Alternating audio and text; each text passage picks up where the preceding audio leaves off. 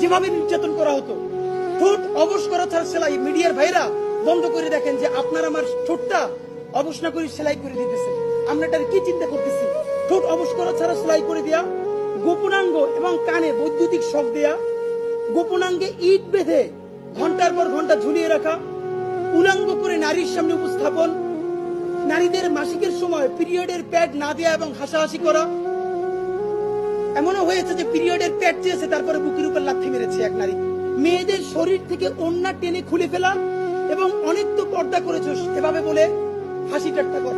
হাত পায়ের উপর নিচে বাস রেখে ঘন্টার পর ঘন্টা দাঁড়িয়ে থাকা এবং তাদের সামনে তারা উন্মত্ত গান করতো। তখন উলঙ্গ করে 24 ঘন্টা পর্যন্ত ঝুলিয়ে রাখা, ঘুমের মুখের মধ্যে ভেজা ময়লা কাপড় ঢুকিয়ে অনবরত পানি ঢালা। ভাই, একটা মিনিট আমরা কেউ সহ্য করতে পারবো না মুখের উপরে এরকম যদি কাপড় রেখে অনবরত পানি ঢালা হয়।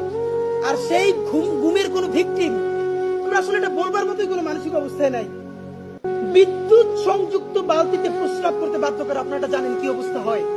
বালতির মধ্যে বিদ্যুতের লাইন দিয়ে তারপরে যদি কেউ প্রস্রাব করে, এই মানুষের জীবনে আসলে কি অবস্থা হয় আপনারা তো জানেন।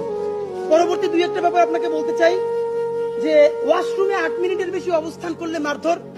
এক নারী বলেছেন যে এই কোমরে তিনি বসতেন, কোমরে পুরোপুরি বসা যেত না, এত ছোট সেল, সেটার মধ্যেই কোমর অর্ধেক হয়ে বসতে হতো, দরজা আটকাইতে দিত না।